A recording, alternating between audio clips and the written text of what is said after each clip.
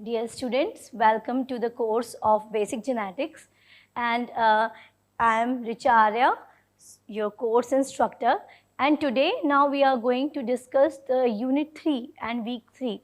So in this week we will be discussing about various ways through which sex is determined, right? So basically we are very well aware of XY system because we are Homo sapiens and we know that female have 2 X chromosomes and male has 1 X chromosome. But how these chromosomes were discovered, again, you know that I like to emphasize on the discovery because for a student it is very important definitely to memorize the facts, but it is also important to understand how these discoveries are made. If you want to be a scientist eventually, you should know how much effort, logic, thinking and reasoning is involved when we or any scientist actually discover something which is completely unknown, right? So this week is going to be very exciting because we will be discussing about various ways through which sex is determined. So in today's class, I will be discussing mostly about the determination of sex using XY system, which you are familiar with, and I will discuss with you how in Drosophila and Human this method is used. So before, as I said, before going into the detail of this system, we would go through some basic aspects of the sex determination. And so the sex chromosomes, the first question that arises in our mind is what are the sex chromosomes? So we are well aware that sex chromosomes are special chromosomes that determine organisms' biological sex, right? And other than XX and XY system, you can see that there are XX and XO system, which is very common in case of insect. There are ZW and ZZ system, which is very common in birds and reptiles, and then we will discuss about haploid and diploid system, which we also sometimes call haplodiploidy, which is common in bees and ants, right? So in today's class, we will be mostly focusing about XY system. So chromosomal theory of inheritance, as I have discussed with you in my very first class, in this first week's classes, where we were discussing about Mendel, and before that I told you how people, after the discoveries of Mendel, how people were started evaluating different aspects of cell biology. They understood more about nucleus, and then because of the good staining methods, people started seeing chromosomes. And that was a big leap, because when people started seeing chromosomes in the nucleus, they end up thinking that these chromosomes might be someplace which are responsible for carrying the Mendelian traits. However, you will see that it is a long journey to really connect the Mendel's theory with the chromosomes, but along that way itself, I hope you remember that I told you that chromosomal theory of inheritance was proposed by Boveri and Sutton, and then it was also supported by Morgan, where he showed that the Y gene is present on the X chromosome, right? So I just wanted to remind you how these things got connected, like chromosomes to Mendel's story, and then also the discovery of X chromosome. So the discovery of the X chromosome actually connects back then itself. So you remember Sutton and Boveri proposed that chromosomes carry hereditary information, as I just mentioned. And also if you're forgetting the things, please go and listen to the week 1 once again. And this theory linked observable chromosomes to Mendelian inheritance, because by using the staining methods, people were able to see chromosomes inside the nucleus. So this kind of discoveries have set the stage for discovering how specific chromosomes influence the traits like sex.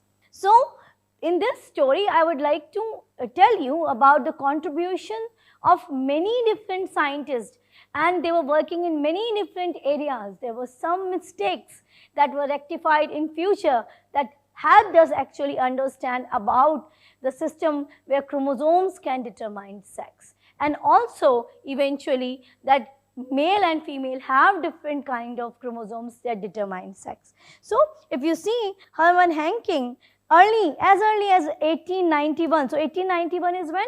I think around 1880s, Fleming discovered the chromosomes. So about 10 years after him, he noticed a unique chromosome in male firebug sperm, right? So that unique chromosome he called as X element, and this X element later was renamed by X chromosome. Who gave the X element finally the name X chromosome? McClung. So we will come to it.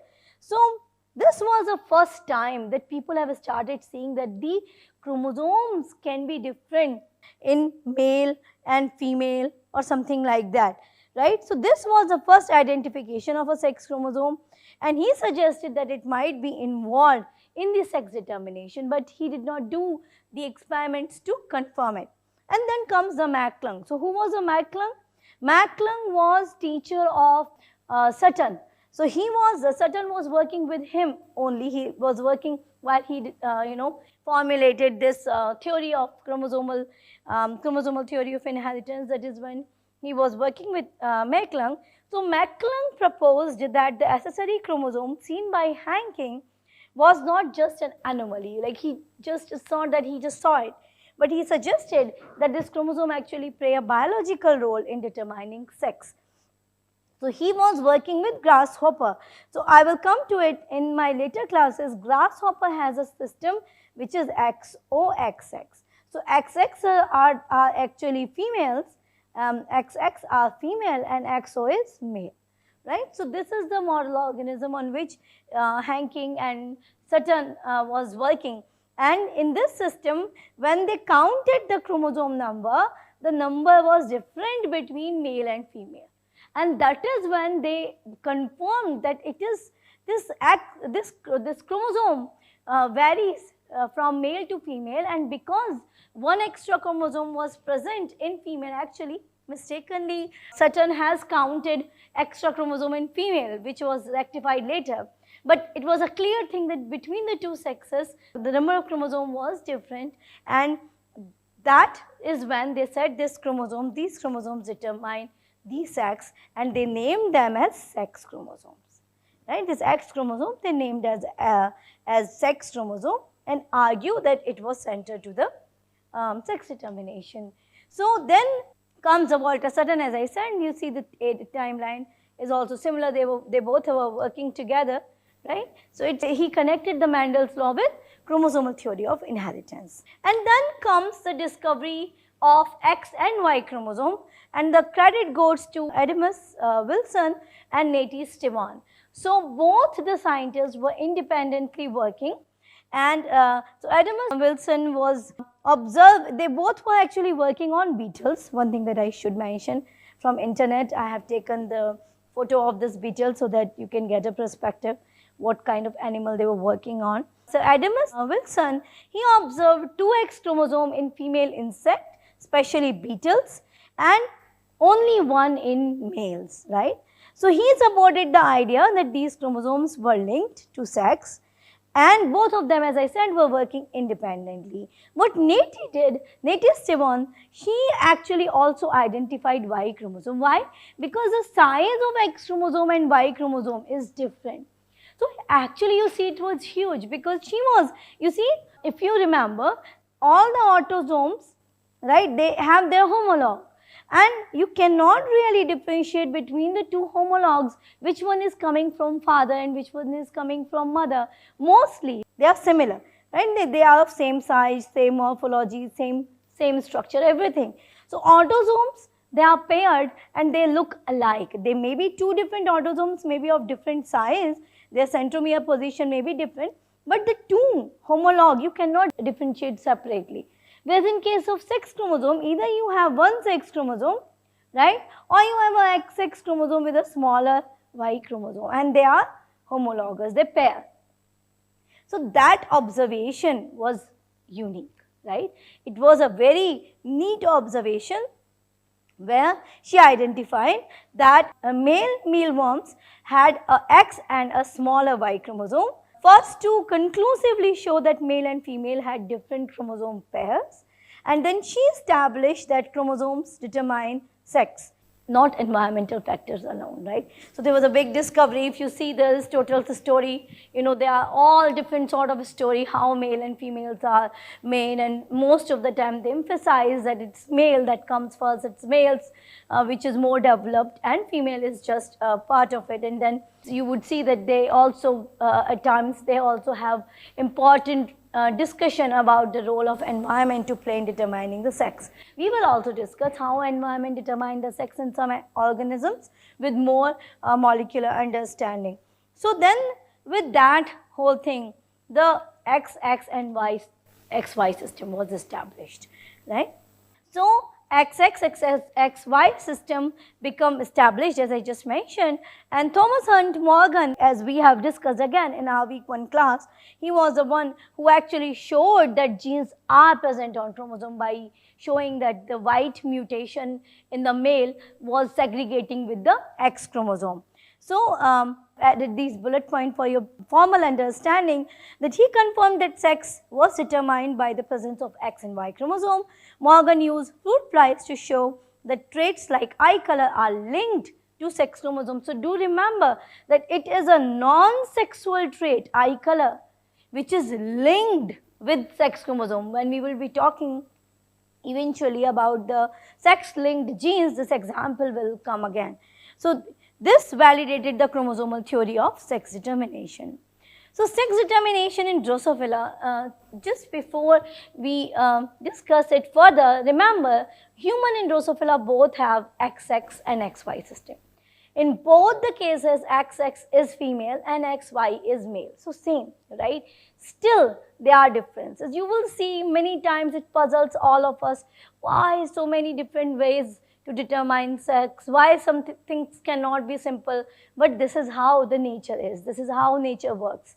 So more and more we understand about different ways of doing things. We learn how various possible routes are there to execute the similar things. And probably there are differences because there are different requirements, there are different complications, or there are different simplicity, and that is why to achieve something different organisms have adapted different routes. So let's come back to our Drosophila. So in Drosophila melanogaster, what they determined, although that XX and XY system exists in this fly, what was discovered by Bridges, who was a postdoc or a PhD student, I didn't remember correctly, in Morgan's lab. So he actually identified how exactly the sex is determined in case of fly. So as I said, that XX is female, normal as we know, and XY are male. But still there are differences compared to the Homo sapiens sapiens. So this image actually shows you that Drosophila has 4 chromosomes, and in male you can see, so this is 1 pair, 2nd pair, 3rd pair, and these 2 small 4th chromosomes are here. So this is the female, and in male you can see there is this one X chromosome and another is the Y chromosome, and the same autosomes are present here, right? So what Bridges proposed, that in case of Drosophila, the sex is not just presence of X and Y, that X and Y is determining male. He said it is actually number of X chromosome and their ratio to number of sets of autosomes present, right? So that what they are showing, that here there are 2 X chromosome present, so 2 is 2. This whole is 1 set. In 1 set, how many chromosomes are there? 4, right? One set of chromosomes has 4 chromosomes in it, and because Drosophila is diploid, means 2 sets of chromosomes are present.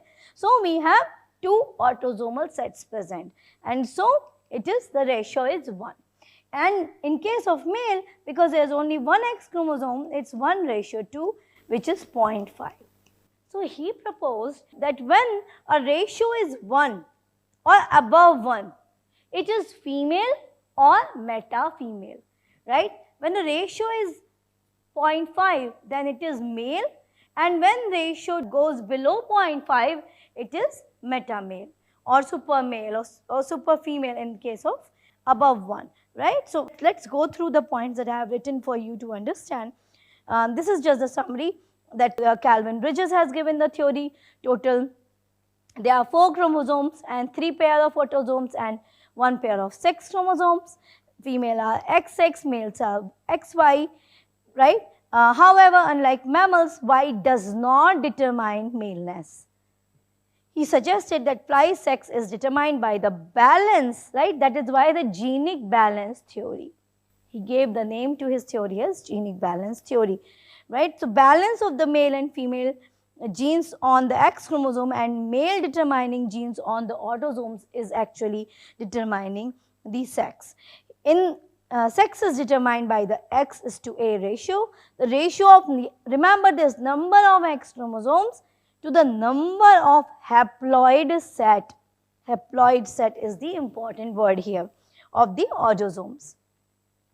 So here is the whole table. You can see that a female is 1, a male is 0.5. So this is the ideal.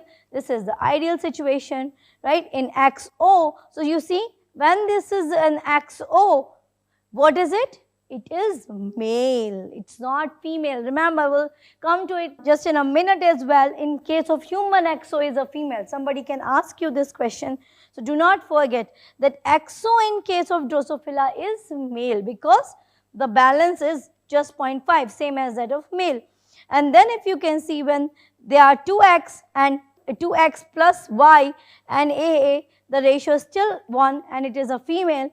And 3X with 2A 1.5 meta female, and same way you can go through this whole list and you will see that this ratio, when the autosomes are increasing in number relative to the X chromosomes, the ratio falls below 0.5 and that is when you start seeing meta male and meta female, and 0.67 which is close to 0.5. It's not less than 0.5 and it's not 1, it is a intersex, right?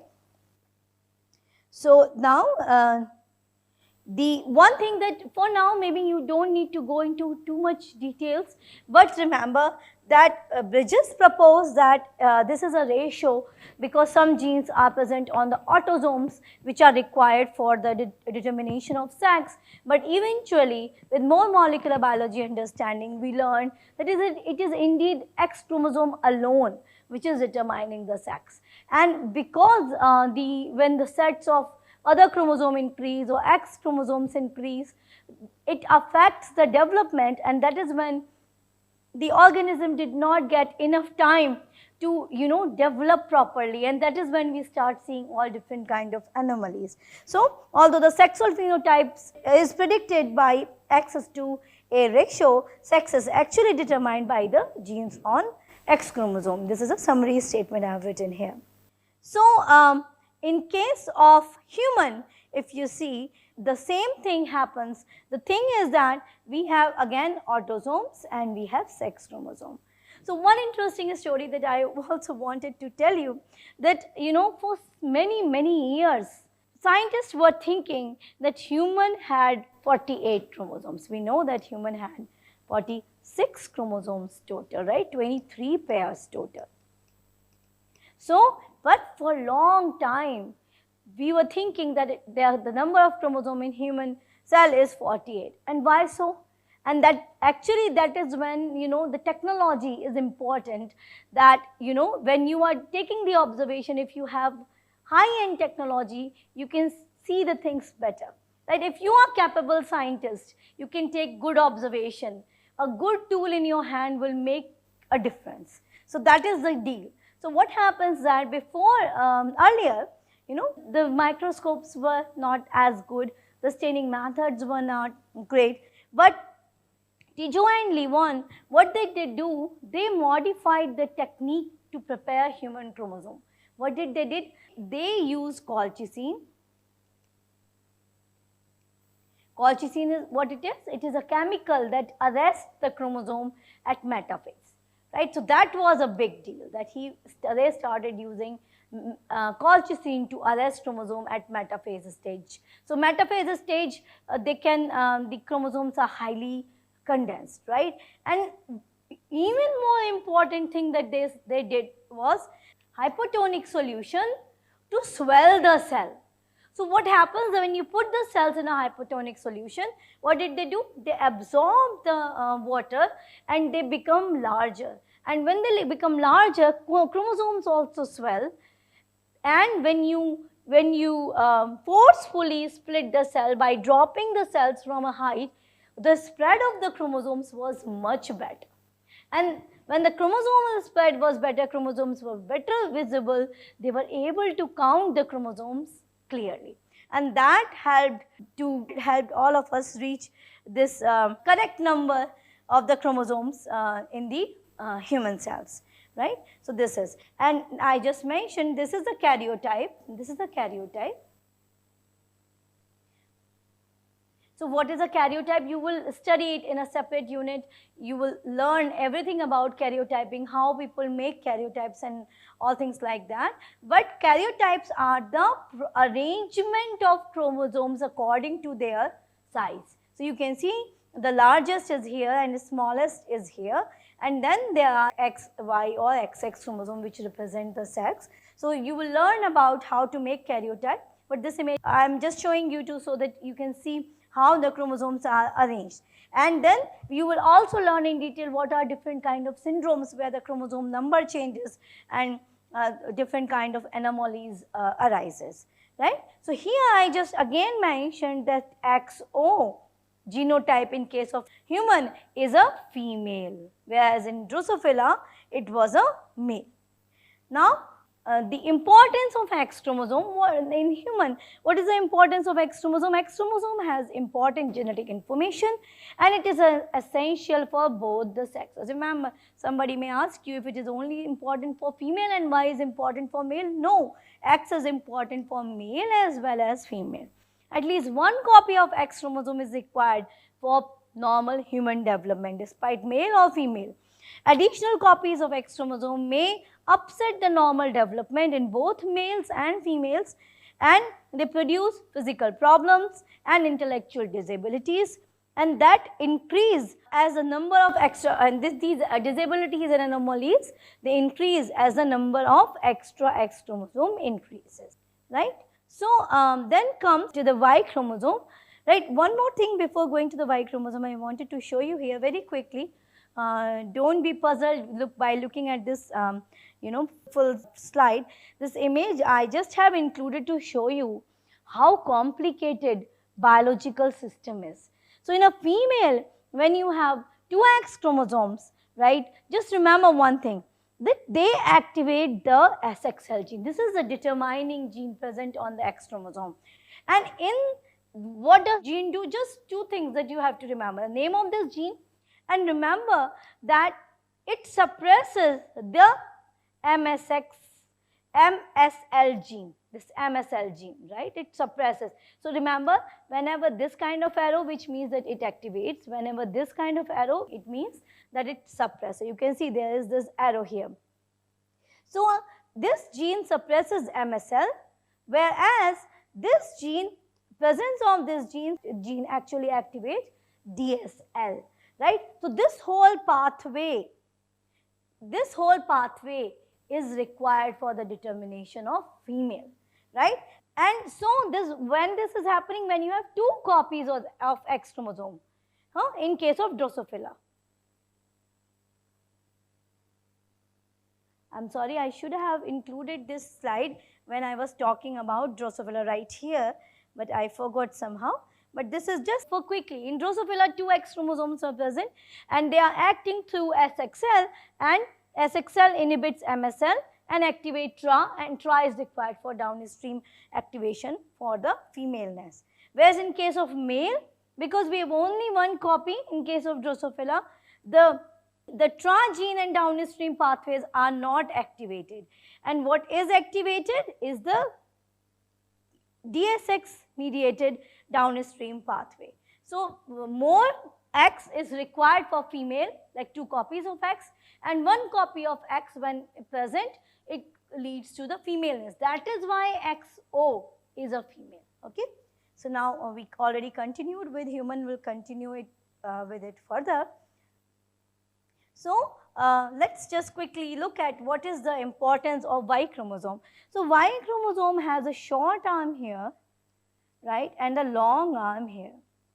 So there are very few genes that are present on Y chromosome, but a very important gene, the SRY gene, sex determining region, which we also call it as, it is present on the Y chromosome. Do remember that this gene is so important that if it is for some reason get deleted, so this is here, this is the SRY gene, right, on the short arm of the Y chromosome. So if this gene get deleted from the Y chromosome, a XY turn into a female, right? If by any mean, like a recombinant DNA technology or some translocation, you transfer this SRY on the X chromosome, right? Then you have XX, but it acts as a male. So genotypically a female, if you look at the chromosome, it has two X chromosomes, it is a female, but phenotypically it is a male. So just one gene, and it activates, you can see, if in Drosophila one gene SXL is so potent to drive both the ways, either maleness or femaleness, then you can understand in human how the system will be. So this gene triggers, actually what it does, the activation of this gene trigger testis development. It is eventually regulate the testosterone, will come to it, in the presence of this switch. This is known as key genetic switch, right? And so this gene is very much required for the determination of sex. And so I have just summarized that it was discovered in 1990. The Y chromosome and SRY gene on Y chromosome becomes active at 6 weeks after fertilization. So this is one very interesting thing. Before 6 weeks, human embryo, definitely genetically we know that it would have the right chromosome like XX or XY, but as an organism, its sex is still not determined. The gonads are yet to be formed, right? And if artificially you give different hormones, then the sex of the embryo can be changed. So this gene causes undifferentiated gonad to develop into testis because the presence of SRY. SRY encodes the transcription factor. You know the transcription factor are the proteins that binds with the DNA, right? And then testis actually secrete testosterone and also a hormone which is Mullerian inhibiting substance. So testosterone, everybody knows that it is required for male characteristics, and Mullerian inhibiting hormone actually degenerate the female reproductive ducts. So that is why I said that if before 6 weeks, you can go either way depending on which hormones you have, right? So if artificially you have given the female hormone, then a male can develop as a female. So SRY is actually regulating the maleness determination through the testosterone. And so this is just a summary again for you to remember that X chromosome has many genes, Y chromosome has only few, maybe 300 or 350, somewhere between 300 or 400. And doses compensation, we will discuss in very much detail what it is and how the copy, because somewhere you have two X chromosome and only one X chromosome in case of male. So how those copy number would influence the development, we will discuss it in detail later. So these are the revision points. Just to summarize what we have learned so far, I can quickly read it for you. So in many organisms, sex is determined by chromosome. Chromosomal theory proposed by Sutton Boveri linked Mendelian principles to the chromosomes, and they suggested that chromosomes are actually carrying the hereditary trait. Then X chromosome was discovered by the work of several scientists. Then Thomas Hunt Morgan actually confirmed that X and Y chromosome has a role in determining sex, and they also talked about sex-linked genes. In Drosophila, Calvin Bridges actually showed that the X chromosome and autosome ratio is also important, and Y actually, I would say rather that the important point is that Y is not playing any role in determining the Drosophila sex. and then the discovery of correct chromosome number in case of human, and then importance of X and Y. Then we learned about the SRY gene, that it is present on the Y chromosome, a small arm of the Y chromosome, and it is very important for the development of maleness, testes and all other traits that are secondary traits that are required for the male development. So with that, I'll leave you with these activity questions. There are 2 questions for you. They are shown on your screen. Please go through them, read carefully, and if you face any difficulty solving them, please feel free to contact me. We will discuss together and find out the solution. And so with that, I would like to thank you all for your time, and we'll see you in the next class.